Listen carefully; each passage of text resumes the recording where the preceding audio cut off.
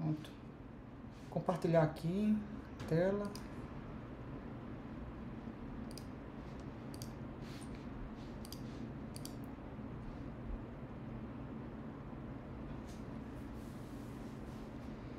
Boa noite a todos. Conseguem ver e me ouvir direito? Tá tudo em ordem, né, Pedro? Consegue ver e ouvir, né? Certo, Jean. Então tá, vamos começar, certo? Bom, a gente já viu uma introdução a JavaScript, né? Inclusive já fizemos algumas questões na última aula. E na aula de hoje, o que é que a gente vai ver? A gente vai ver operadores relacionais e de igualdade, certo? O que são operadores relacionais? Eu vou comparar com o operador relacional, ele compara seus operandos e retorna um valor booleano se a operação é verdadeira, true, ou falsa, false, certo? Então, eu tenho um operador que é esse sinal aqui que é o menor que, esse sinal daqui que é o maior que, esses dois sinais aqui que é o menor ou igual a, e esse sinal daqui que é o maior ou igual a, certo? Eu estou comparando, por exemplo, 2 é menor que 3, 5 é maior que 4, 7 é menor ou igual que 6, 8 é maior ou igual que menos 1. Então, eu faço comparações entre operandos, tá? Essa comparação vai me retornar um verdadeiro ou falso. Vamos ver alguns exemplos. 2 é menor que 3. Isso aqui é verdadeiro ou falso? Me digam aí, verdadeiro ou falso? True, né, Pedro? Verdadeiro. Fernanda, verdadeiro. Certo, concordo, é true. Verdadeiro. Menos 3 é maior que menos 2. É verdadeiro ou falso? Pedro está dizendo que é falso. False. Jean está dizendo que é falso. Fernanda, falso. Exatamente, é falso. Menos 3 é menor que menos 2. Não é isso? 5 é menor ou igual que 5. Verdadeiro ou falso?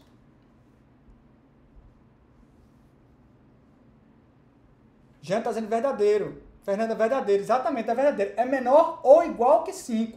Ele não é menor, mas é igual. Certo? 3 é menor ou igual que 2. É verdadeiro ou falso?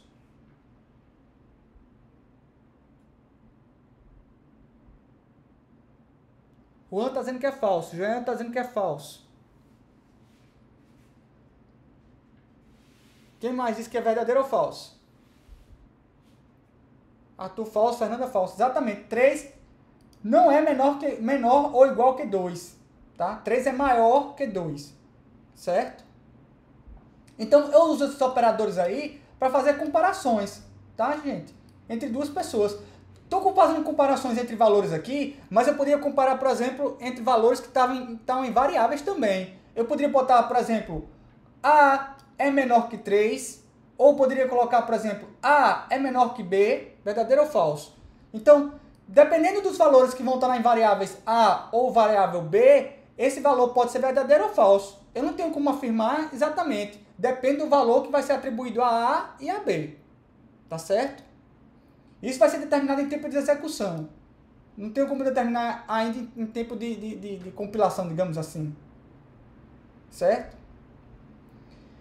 Além disso, temos operadores de igualdade, que ele compara seus operandos e retorna um valor booleano se a operação é verdadeira, true ou false também. Então, eu tenho o operador...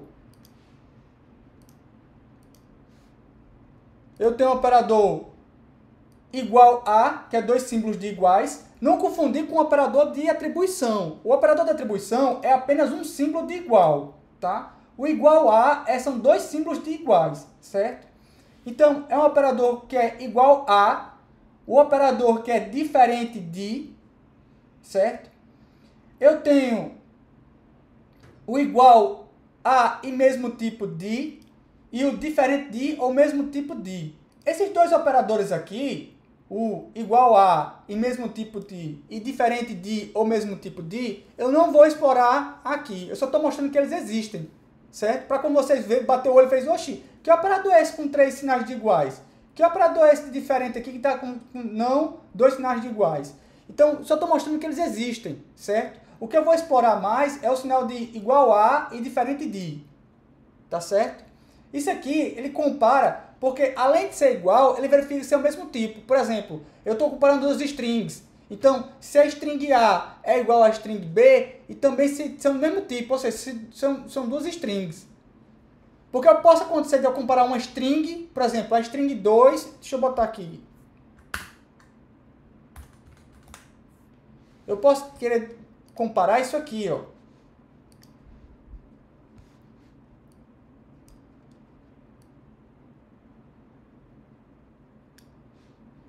Comparar, por exemplo, 2 no formato de string com 2 no formato de número. Aí a pergunta é, 2 no formato de string é igual a e mesmo tipo de 2 sendo número? A resposta é falso. Exatamente, Fernanda. E Arthur, é falso. Certo? A resposta é falso. Porque não é o mesmo tipo. Para ser a resposta da verdadeira, teria que ser alguma coisa assim, né? Ó, mesmo valor e mesmo tipo. Ou assim, né? Então, JavaScript tem disso, tem disso. Tem gente que diz que são certas aberrações, mas que tem desse tipo de coisa, tem esse tipo de coisa. Tá certo? Tranquilo, gente? Então, vamos ver alguns exemplos, tá? 2 é igual a 2, verdadeiro ou falso? Verdadeiro, né?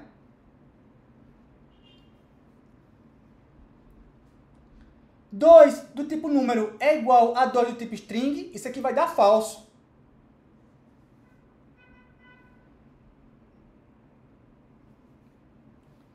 Dois do tipo número é igual a e mesmo tipo de 2 do tipo número?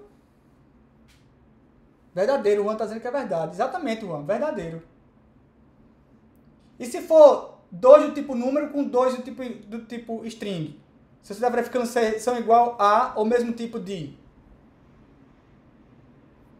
Pedro está dizendo que dá falso. Exatamente, Pedro. Juan também está dizendo que dá falso. Exatamente.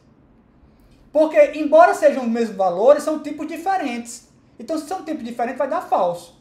Certo? Mesma coisa diferente. 2 é diferente de 2. É verdadeiro ou falso? Falso. São iguais. 2 é diferente de 2 com tipo string? Verdade. Certo? Verdade.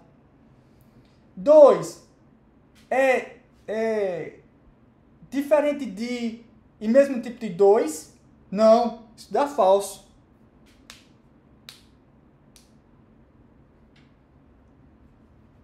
Dois é diferente de ou do mesmo tipo de 2? Isso aqui vai dar falso.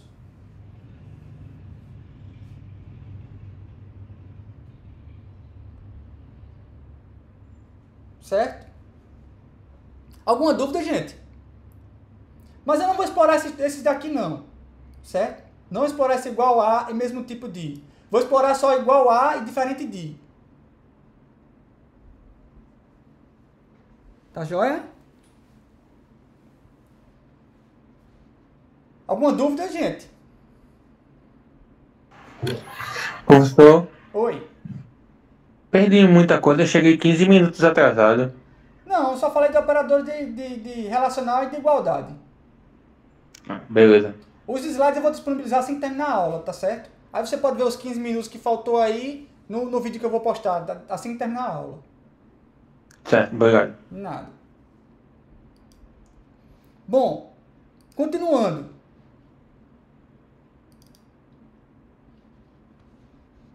Deixa eu ver. A gente viu aqui o capítulo estuda operador de relacional e de igualdade. Vamos ver agora estrutura de decisão.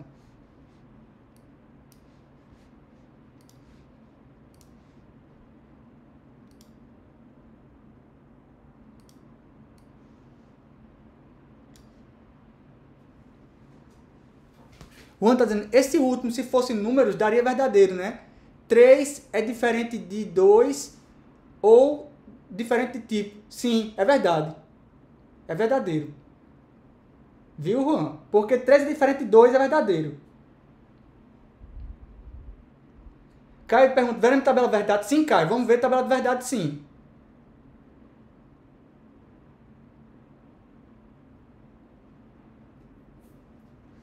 Tá? Eu espero também que vocês vejam tabela verdade em matemática. Vocês estão pagando disciplina de matemática, não é isso?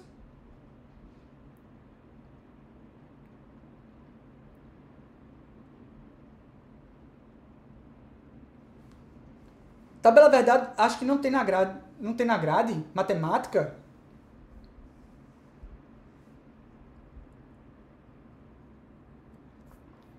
Não tem não, Arthur? Tem não, professor. Oxe, estranho. Na emenda no caso, né? Tá certo, Jean. Mas se preocupe não que comigo vai ver, certo? A gente vai dar uma revisão de tabela verdade. Tá joia? Mas a gente vai ver tabela verdade quando a gente for ver estruturas de... Desculpa. Quando a gente for ver operadores, operadores lógicos.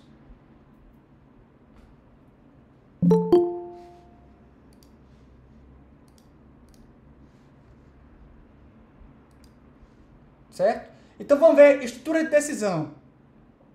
A primeira estrutura de decisão que a gente vai ver é o if-else, tá?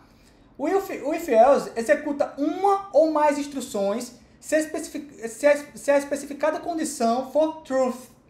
E se a condição for false, outras instruções serão executadas se o opcional else for declarado. Ou seja, o if ele é obrigatório. O else ele pode ser opcional, tá? Não é obrigatório tanto. Aí, por que eu não falei de true ou false, ou verdadeiro ou falso? Porque em JavaScript tem uma diferençazinha, tá? Ele verifica se uma condição é truth. O que são valores truth? Todos os valores são considerados truth, exceto os false, que são o falso, lógico, o zero, o menos zero, o zero n, que é um grande inteiro, a string vazia, a aspa vazia, tudo isso aqui é string vazia, o null, o undefined e o not a number. Então, se algum dos resultados for um desses aqui, ele considera como false. Certo? Ele considera como false. Então, qualquer valor que não seja false é um truth. Tá joia? Não se preocupe não, que eu não vou explorar bem esses detalhes da linguagem não, tá? Para mim o que a gente vai explorar aqui é mais se certas condições são verdadeiras ou falsas, de acordo com valores. Basicamente eu vou usar mais números, ou strings, ou coisa do tipo, certo? Esses detalhes da linguagem eu não vou explorar. Mas eu estou falando Tô falando dele porque a linguagem é assim. Tá joia? Seguindo. Então, exemplo de if-else. Eu tenho if-else. Então, eu tenho se, abre parênteses, tem uma condição, fecha parênteses. Se tiver uma instrução, uma única instrução. Eu posso colocar um else, que é opcional, que é se condição for verdadeira, executa a instrução 1. Se não, se a condição for falsa, ele executa a instrução 2. Certo? Vamos ver um exemplo? Opa, desculpe. Vamos ver primeiro. Aqui eu estou vendo se for só uma instrução. E se for mais de uma instrução? Se for mais de uma instrução, no if-else, eu tenho que abrir, colocar um abre e fecha chaves. O abre e fecha chaves, gente, ele simboliza um conjunto de instruções. Então, você está amarrando ao if um conjunto de instruções aqui se for verdadeiro, e um conjunto de instruções se for falso, certo? Porque aqui, ó, no else, tem um abre e um fecha chaves, tá certo? No caso, mais instrução. A boa prática é você sempre colocar o abre e fecha chaves, mesmo que você tenha apenas uma instrução, certo? Mas como pode aparecer esse caso daqui, um if, condição, instrução 1, sem o abre e fecha chaves, então estou apresentando para você que pode aparecer alguma coisa desse tipo. Mas o normal, o indicado é você sempre colocar o abre e fecha chaves. Tá certo? Então vamos ver um exemplo de if-else. Eu quero saber se um aluno está aprovado ou reprovado, se a média da disciplina dele for maior ou igual que 6. Então tá aqui, ó. Eu declaro a variável nota 1, nota 2 e a variável média. Então eu faço nota 1 é igual a passe float, prompt, digita a primeira nota. Nota 2 igual a passe float, prompt, digita a segunda nota. E o que isso vai fazer? Ele vai botar aquela caixinha para o usuário digitar a primeira nota e vai converter ela de string para número real. Essa daqui faz a mesma coisa para a segunda nota. Ele aparece a caixinha lá para o usuário digitar a nota e vai converter de string para número real. Aí ele vai calcular a média. Vou somar as duas notas e dividir por 2, certo? Porque no meu problema a média é aritmética. Então a média vai ser igual a soma nota 1 mais nota 2 dividido por 2. Aí eu faço a comparação. Se a minha, abre parênteses, né? Se minha média for maior ou igual que 6, fecha parênteses, abre chaves. Escreva na tela document write, o estudante está aprovado. Fechei chaves aqui. Se não, se o aluno, se não, no caso, minha média não é maior ou igual a 6, ela só pode ser o quê, gente? Se a média não é maior ou igual a 6, ela só pode ser o quê? É uma questão de lógica. Se Menor. Oi? Menor? Menor que 6, exatamente. Aí muito cuidado com isso. Porque uma coisa é você fazer a comparação seguinte. Se a média não é maior que 6, ela só pode ser o quê? Menor ou igual que 6. O que eu estou perguntando aí é se a média é maior ou igual que 6. Se a média não é maior ou igual que 6, ela só pode ser o quê? Menor que 6. Tá joia? Cuidado com o igual. Cuidado com o igual. Tá certo? Aí é uma questão de lógica. Se a média não é maior ou igual que 6, ela só pode ser o quê? Menor. Se eu tivesse não colocado esse else aqui, aí o que aconteceria? Se a média for maior ou igual que 6, mostre na tela o estudante está aprovado.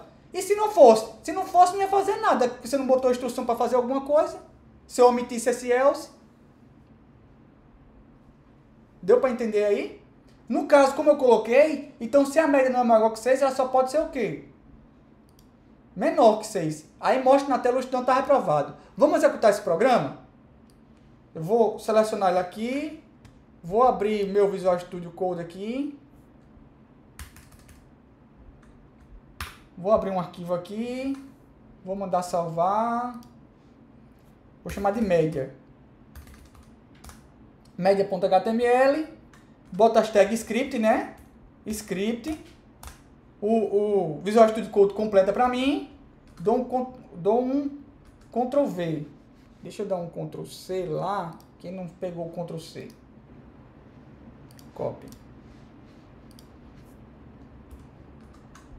Pronto. Então vamos executar o programa.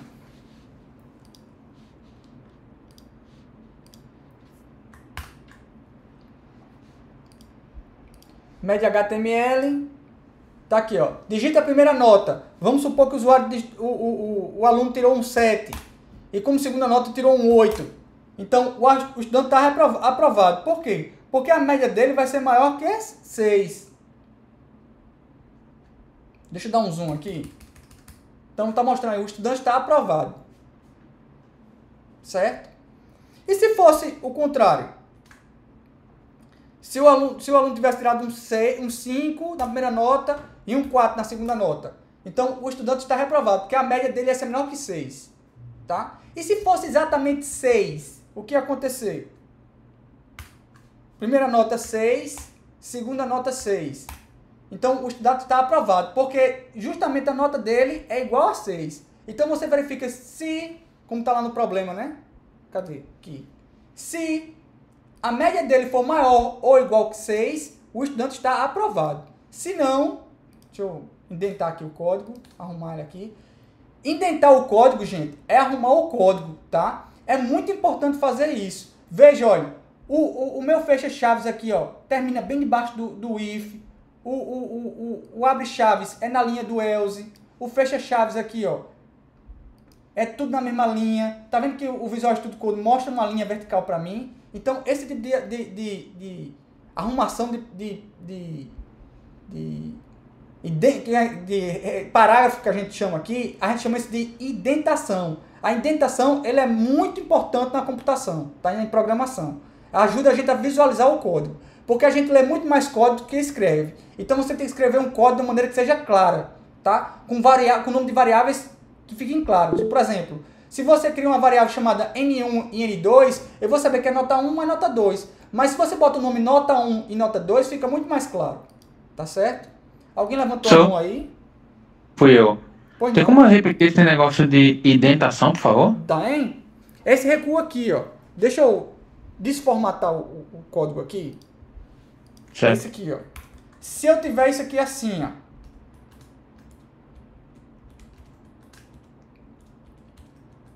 Aí a minha pergunta é, o que é que fica mais fácil de ler? Do jeito que estava antes ou do jeito que está agora?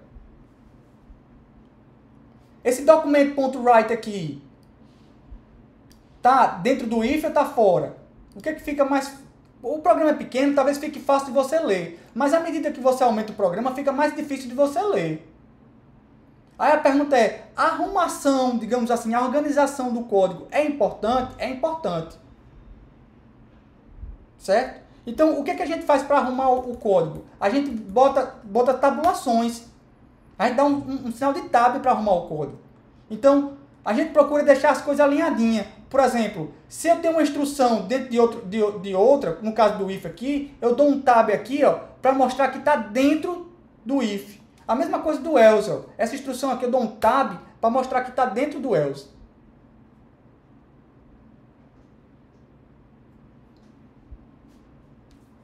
Tranquilo, gente? Dúvidas? Show. Valeu, professor. Nada.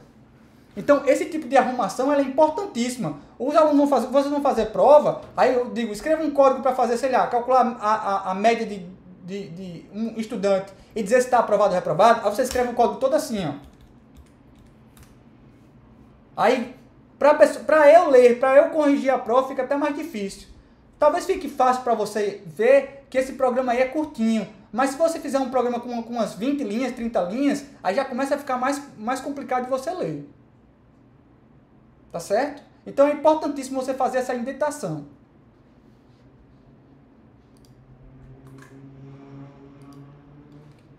Deixa eu voltar à indentação, né? Tava antes. Pronto. Vamos voltar aqui para a estrutura de repetição, a estrutura de decisão.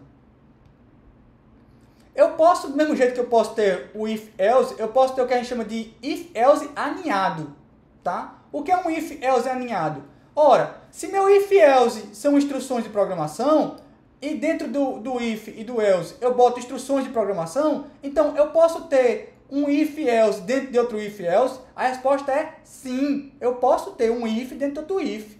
Eu posso ter um if dentro de outro if, dentro de outro if, dentro de outro if, dentro de outro if, e assim por diante. Fica a seu critério. Certo?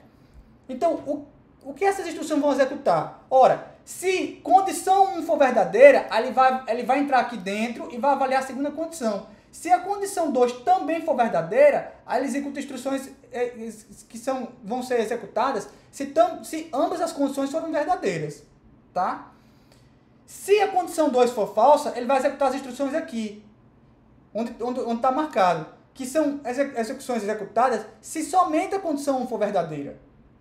E o else? Esse else aqui, ele está atrelado ao if mais externo, não mais interno, ao mais externo. Então, ele será executado se as instruções da condição 1 for falsa. Tá? Então, é por isso que é importante você arrumar seu código. Porque a pergunta é, esse else aqui, ele pertence ao primeiro, o if mais de fora ou o if mais de dentro? Se você não tiver com a formatação, a indentação correta, você enxergar isso fica ruim de ver. Vamos ver como é que fica isso sem indentação? Olha como é que fica. Deixa eu botar aqui para você ver.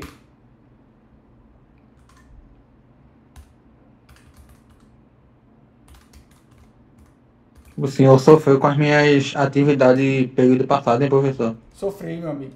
Sofri com todo mundo. Ó. Deixa assim. Aí a pergunta é, esse else pertence Deixa eu botar dentro do script aqui para ficar coloridinho, bonitinho.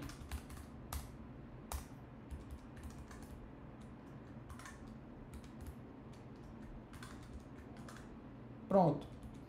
Aí repara, a pergunta é, esse else que está aí, ele pertence ao if, ao primeiro if ou ao segundo if?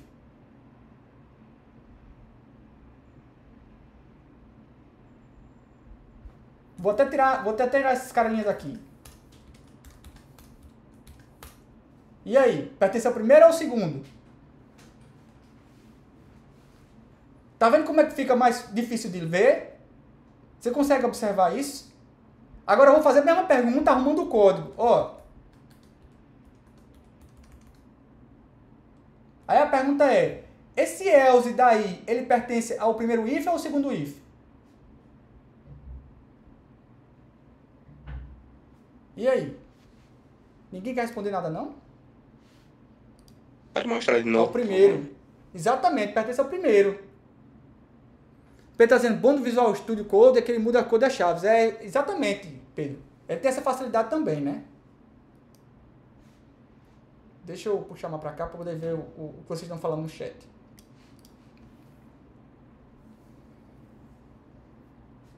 E aí?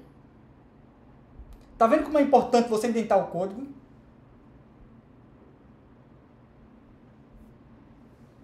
Eu só tô com uma dúvida seguinte, se a pronúncia é indentação ou indentação. Eu sempre confundo, gente. Deixa eu só verificar se é indentação ou é indentação. É indentação, que vem de indentation. Exatamente.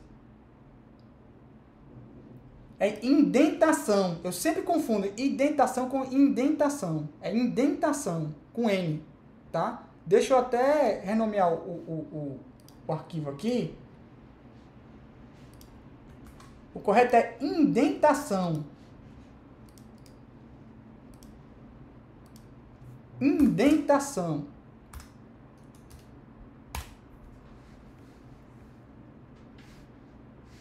Cadê?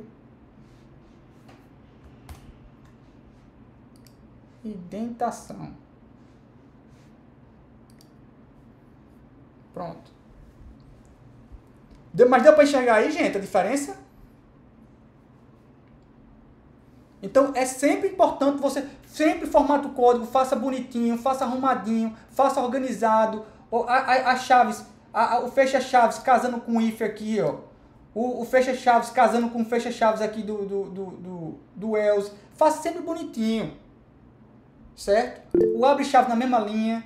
Alguém quer perguntar alguma coisa? Diga lá, Márcio. Falta um else aí, né, da segunda instrução nesse código. Não, ou eu tô doido? eu botei de propósito desse jeito.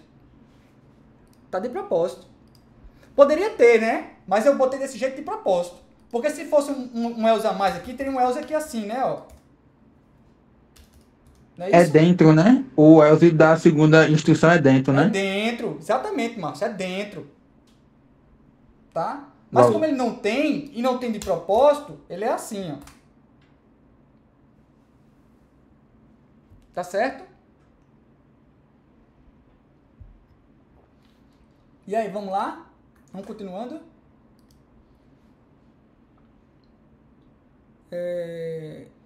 Aqui. Vamos dar um exemplo de if e else alinhado? Então, repara. Eu quero saber se um aluno está aprovado ou reprovado. Para saber se o aluno está aprovado, a quantidade de faltas dele tem que ser menor que 15 e a média dele tem que ser maior que 6. Certo? Então, vamos lá. Ó, eu tenho uma variável nota 1, nota 2, faltas e médias. Peço para digitar a primeira nota, aí converto de string para real, armazena em nota 1. A mesma coisa para nota 2. Aí, veja só. Eu vou pedir para o usuário digitar a quantidade de faltas. Aí a pergunta é, a quantidade de faltas é inteira ou é real? Vocês conseguem enxergar isso? É inteiro ou real? É inteiro. A pessoa não pode ter meia falta. Uma falta e meia. Ou ela tem uma falta, tem duas ou tem três. Ela não tem uma falta e meia. Se é inteiro, então eu tenho que usar parse o quê, gente? Paciente. Paciente, exatamente. Paciente. Não é passe float, não. É paciente. Aí você pergunta, ô Fabrício, mas se eu colocasse passe float ia funcionar? Ia funcionar. Mas eu estou avaliando se você sabe distinguir também quando vou precisar de um número inteiro ou quando vou precisar de um número real. Esse tipo de coisa eu vou avaliar também em prova.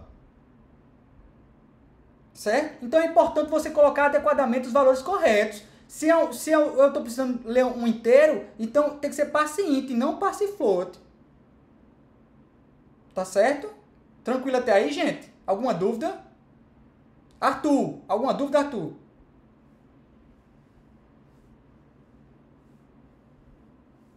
Márcio, alguma dúvida? Não, senhor, eu só queria ver esse código rodando somente. Vamos botar, já já. Viu? Tá aqui. Daqui a 5 minutinhos a gente bota ele para funcionar. Então repara, aí agora eu vou calcular as médias. Média é igual a nota 1 mais nota 2 dividido por 2. Até aí tranquilo, né? Aí agora eu vou fazer a comparação. Ó, se faltas for menor que 15, aí eu vou fazer o quê? Pedro, isso influencia na otimização do código porque um int consome menos que um float? Sim, Pedro. Influencia na otimização do código. Um inteiro consome menos memória que um float.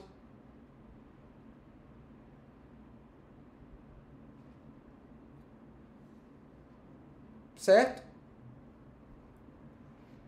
E as operações de soma, subtração, subtração, multiplicação, divisão, operações aritméticas com números inteiros são mais rápidas do que com números flutuantes, tá? Números reais. Tá joia? Mas eu não estou preocupado com otimização não, viu, Pedro? Não estou preocupado com isso. O que me preocupa é a lógica. Não se preocupe com isso ainda. Isso aí você vai se preocupar numa escala muito grande, você precisa uma outra velocidade, ou um negócio muito específico. Não se preocupe com isso, tá? Se preocupe com a lógica. O mais importante é a lógica que está funcionando, está correta. Então repara, então se a quantidade de falta for menor que 15, aí eu vou fazer o quê? Aí eu vou avaliar a minha média. Se minha média é maior ou igual que 6, aí o aluno está aprovado. Se não, o aluno está reprovado. Ou seja, embora a quantidade de falta dele for menor que 15, como ele não atingiu a média, ele está reprovado. Agora, se a quantidade de faltas dele for maior que 15, aí eu vou bater aonde? Se é maior que 15, só pode ser else, o senão. Então, ele vai bater aqui, ó, o estudante está reprovado por falta. Deu para entender aí, gente?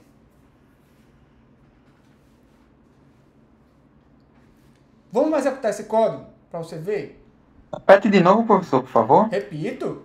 Então, o que eu tenho que avaliar é o seguinte, ó. O aluno só está aprovado se o quê? Se a quantidade de falta dele for menor que 15 e também, se for verdadeiro, que a média dele for maior ou igual que 6. Certo? Essas duas condições, falta menor que 15, menor ou igual que 15 e média maior ou igual que 6, precisam ser ambas verdadeiras para o estudante estar aprovado. Porque se a falta dele for menor que 15, mas a média dele for menor que 6, ele está reprovado por média. Agora, se a quantidade de falta dele for maior que 15, ele já está reprovado por falta. Eu não quero nem saber, ele pode ter média 10, mas ele faltou mais, se ele faltou 16 vezes, ele está reprovado por falta. Deu para entender aí, gente? Deu para entender aí? Deu, né? Sim, sim. Beleza. Então vamos executar esse código. Eu vou selecionar ele aqui, dar um copiar. Vou aqui no Visual Studio Code. Vou chamar de faltas.html. Script.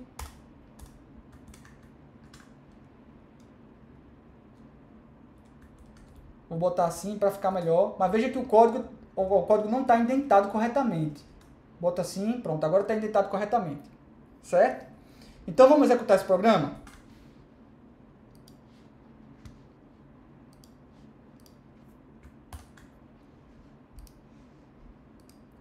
Aí ele pergunta, digita a primeira nota. Vamos supor que o usuário tirou a primeira nota um 7. E a segunda nota foi o quê? Foi um 8.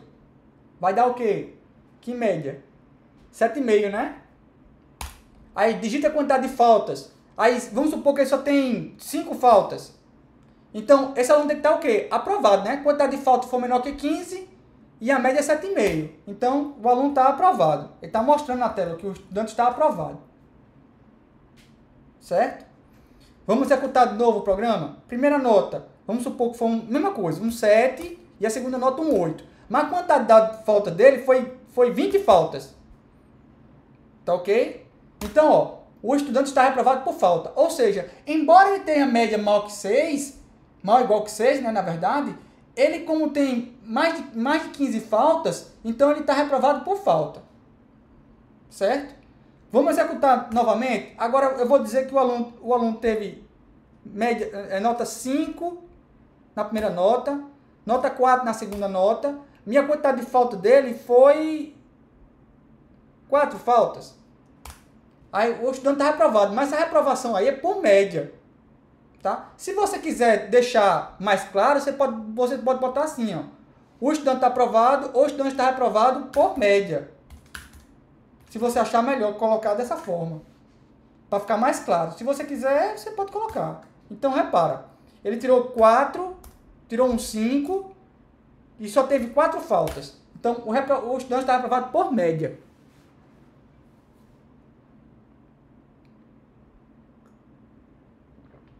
Ficou claro aí, gente? Falta outro caso, testar outro caso, que é o quê? Se ele tirou média nota 4, nota 5, e a quantidade de falta dele foi, sei lá, 20 faltas. Então, ele está reprovado por falta. Ou seja, ele está tanto reprovado por falta, como está reprovado por média. Certo? Mas como eu avalio primeiro, tá aqui no programa, como eu avalio primeiro a quantidade de faltas dele, então eu já digo que ele está reprovado por falta. Certo? Dúvidas, gente?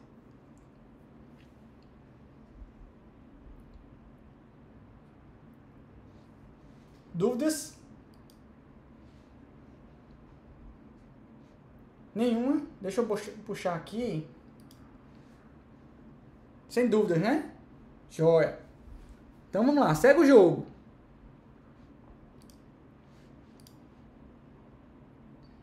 Bom, além disso, eu também tenho uma outra estrutura de decisão, que é a se não, se não. Que em inglês é if, o se em inglês é if, o se não é else, né? Então fica if, else if, else, tá? E ele avalia mais de uma condição. Ele faz se condição 1 for verdadeira, executa instruções 1 a n. Se não, se condição 2 for verdadeira, executa instrução 1 a instrução n. Se não, se nem a condição 1 nem a condição 2 for verdadeira, ele vai executar quem? As instruções do else, que é a instrução de 1 a n aqui. Tá certo? Qual é a vantagem desse cara aqui? A vantagem desse aqui é que na hora que uma condição for verdadeira, dessa daqui, ele não verifica mais as outras. Tá certo? Ele não verifica mais as outras. Então, se condição 1 for verdadeira, ele executa as instruções de 1 a n e vai executar a próxima instrução que estiver depois desse else aqui. Certo? Se a condição 1 for falsa, ele vai avaliar a segunda condição. Se ela for verdadeira, executa instruções de 1 a n e vai-se embora depois. Tá joia? Se a condição 2 for falsa, aí ele vai avaliar a terceira condição, a quarta condição, a quinta e assim por diante. Se todas as condições forem falsas, aí ele vai executar as instruções do else, do senão. Tudo bem até aí, gente?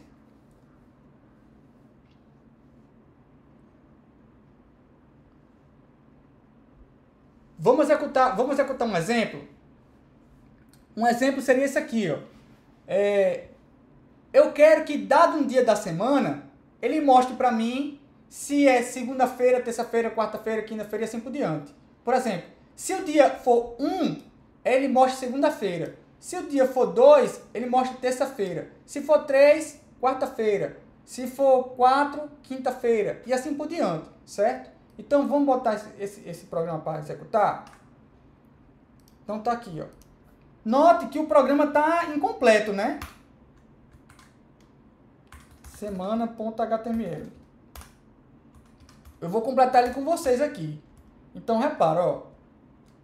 Eu botei reticências porque não cabia no slide todo, tá? Então, como é que seria o programa? Seria assim, ó.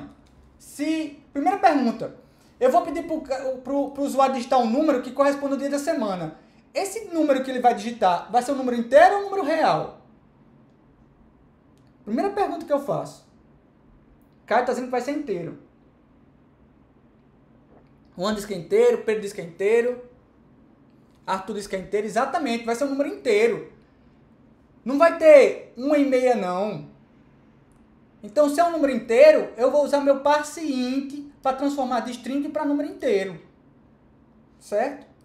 Então, vamos lá. Então, dia 1, segunda-feira. Dia 2, terça-feira. Aí, eu vou botar outro else aqui, ó. Outro else if. Se dia for igual a 3, mostra na tela o quê? Document.write quarta-feira. Ponto e vírgula. Se não, se dia for igual a 4, mostra na tela o quê? Document.write quinta-feira. Ponto e vírgula. Se não, se dia for igual a 5, document.write sexta-feira. Se não, se dia for igual a 6, document.write sábado.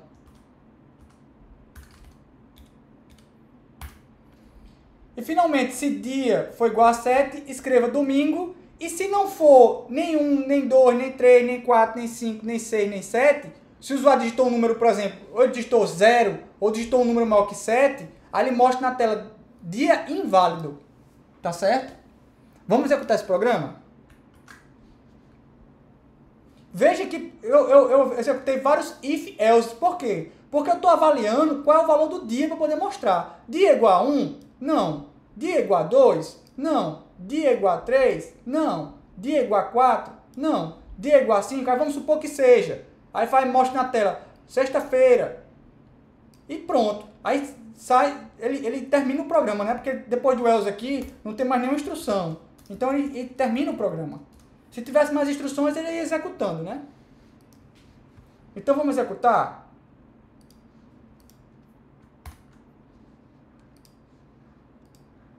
Digite o dia da semana. Que dia da semana vocês querem? Escreva aí no chat.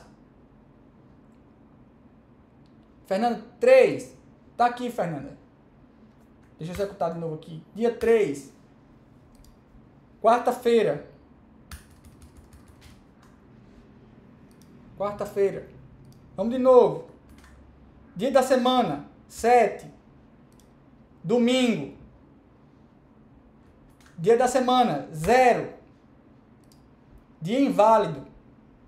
Dia da semana. 8. Dia inválido. Dia da semana. 1. Segunda-feira. Dia da semana. 6. Sábado. Dia da semana 5, sexta-feira. E assim por diante. Deu para ver aí, gente?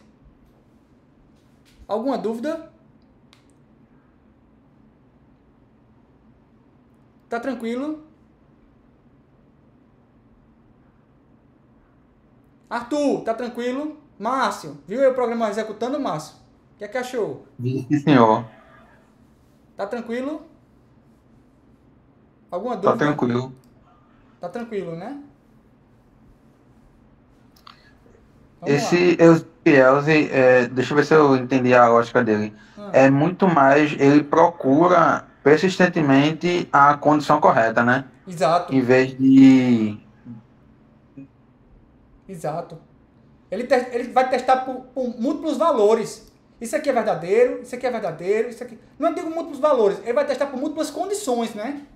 até que uma condição seja verdadeira. Nesse caso aqui, ele está verificando uma condição que se dia pertence contém um determinado valor. Mas o que ele verifica, esses if, else ifs aqui, é se uma determinada condição foi verdadeira. Certo? Que você pode ter mais de uma condição. Tá ok? Vamos seguindo.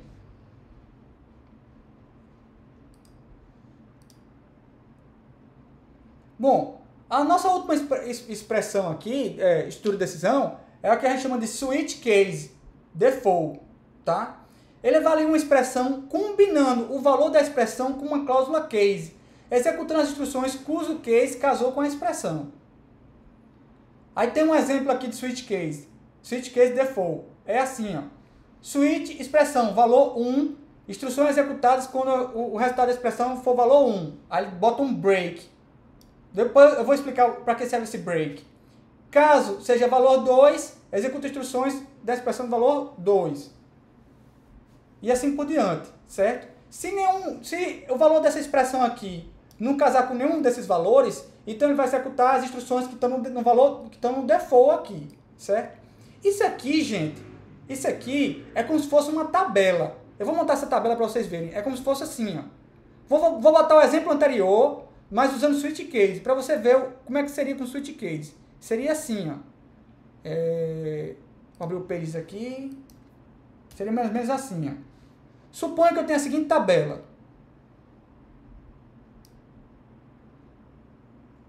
Deixa eu ver como é que eu boto uma tabela aqui.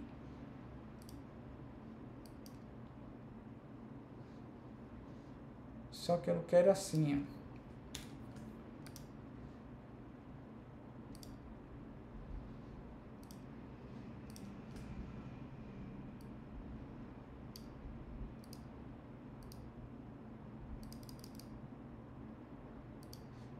Pronto. Vou botar aqui, ó. Dia. Deixa eu aumentar a fonte aqui.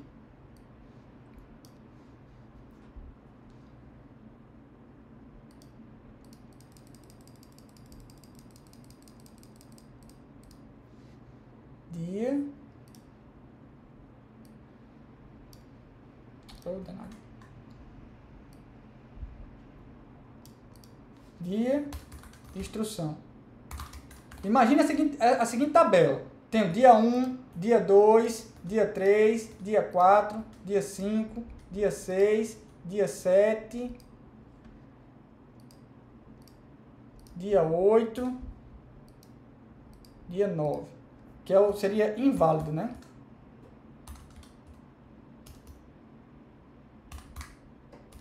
Inválido, tá? Aí aqui eu vou mostrar o que? Segunda-feira, terça-feira, quarta-feira, quinta-feira, sexta-feira,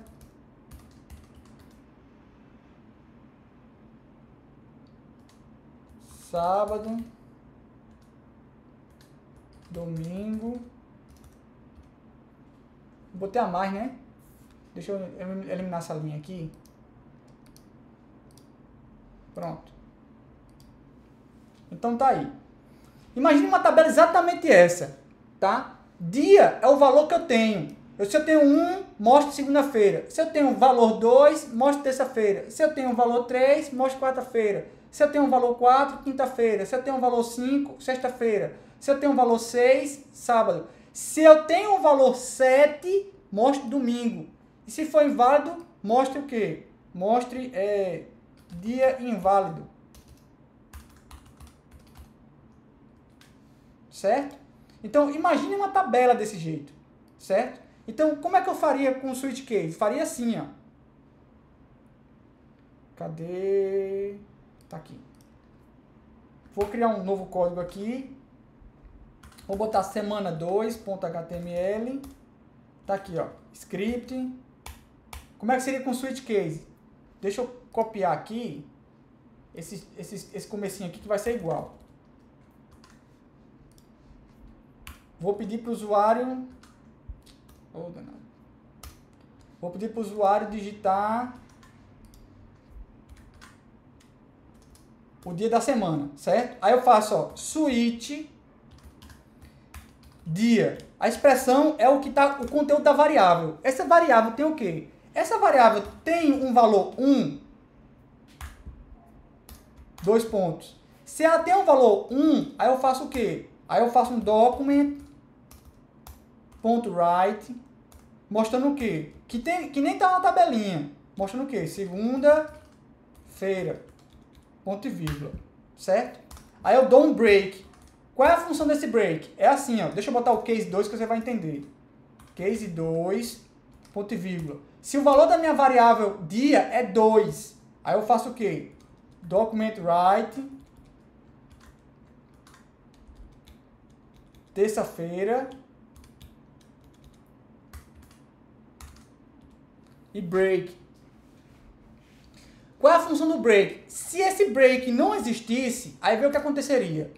Se o dia fosse 1, aí ele ia mostrar segunda-feira, aí ele ia continuar a execução e ia mostrar também terça-feira. Ele ia mostrar os dois. Ele invadir o case do 2 e executar tanto mostrar segunda-feira quanto terça-feira. Essa é a função do break. O break está dizendo assim, ó, as instruções terminam aqui, ó. Vai executando as instruções até encontrar o break do caso 1, certo? Caso 2 é a mesma coisa. Aí, para agilizar aqui, eu vou fazer assim, ó.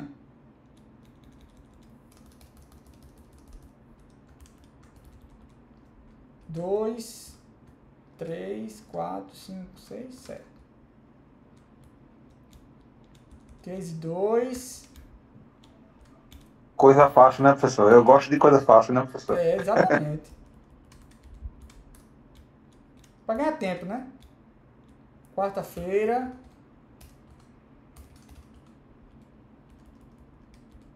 Agora veja que eu estou intentando tudo direitinho, ó. Tanto o break quanto o document.write e o break, eu dou um parágrafo nele aqui para mostrar que ele tá que ele pertence ao caso 3, certo? Isso é importantíssimo. Case 4, quinta-feira, break, case aqui, ó, case 5, sexta-feira,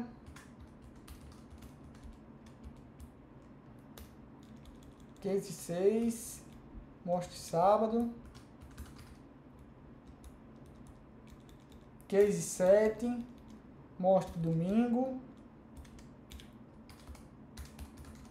E se não for nenhum desses, aí é o default, o padrão. Default significa padrão. O padrão seria o quê? Executar um document.write mostrando o quê?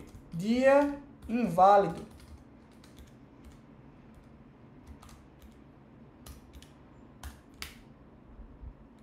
Default é o que, professor? Significa padrão. O padrão dele. Aí a pergunta é, no default, eu preciso colocar um break ou não? É opcional, porque é o último cara que ele vai executar mesmo, entendeu? É opcional, fica a seu critério. Eu normalmente não coloco não, tá? Então vamos lá, vamos executar esse cara aqui. Ele faz a mesma coisa que o outro do if else, tá? Eles são, de certa maneira, são semelhantes, esses dois programas, tá? Então tá aqui, ó. Vou abrir ele aqui, semana 2, que é com switch case. Digita o dia da semana, 1, segunda-feira. Deixa eu aumentar aqui. Digita o dia da semana, 2, terça-feira. Dia da semana, 3, quarta-feira. Dia da semana 4, quinta-feira. Dia da semana 5, sexta-feira. Dia da semana 7, domingo. Dia da semana 6, sábado. Dia da semana 8, dia inválido. Dia da semana 0, dia inválido. Tá vendo aí que ele está fazendo a mesma coisa do outro? Agora, qual é a diferença? Qual é a diferença principal que você deve atentar? É que o switch case, ele verifica valores. Valores. Se aqui dentro dessa expressão aqui, tem um valor. Enquanto no if, else, o que é que ele faz? São condições. É diferente. Condição é true ou false. Se aqui no switch case eu boto uma condição, eu só posso ter dois valores. ou true ou false. Cuidado com isso. Muita gente pensa que um switch case e o if else são iguais. Não são. Aí funciona assim, ó. Repara, ó. Vê se você consegue enxergar isso. Tudo que eu faço com switch case, eu posso fazer com if else. Mas nem tudo que eu faço com if else, eu posso fazer com switch case. Vocês conseguem enxergar isso? Sim ou não? Mais ou menos. Nem tudo, cuidado com isso. Porque esse cara daqui, o if else, ele trata com condições. Aqui que eu estou verificando é se a condição tem um determinado valor. E aqui ele verifica valores. É que nem a tabelinha que está aqui, ó. O dia tem esse valor, é valor 1, é valor 2, é valor 3, é valor 4, é valor 5, é valor 6, é valor 7. É nenhum desses valores. Aí eu vou executar determinadas instruções. Aqui não. No if else, ele tem o quê? Ele tem avaliação de condições. Isso vai ficar mais claro quando, à medida que ele fizer exercícios, certo? Já vou botar mais uma lista de exercícios para vocês fazerem aí. Tá certo? Dúvidas, gente? Alguma dúvida? Se alguém tiver alguma dúvida, escreve lá no chat, lá. Nenhuma dúvida? Não? Então, beleza. Então, por hoje só, viu, pessoal? Eu vou encerrar a gravação agora.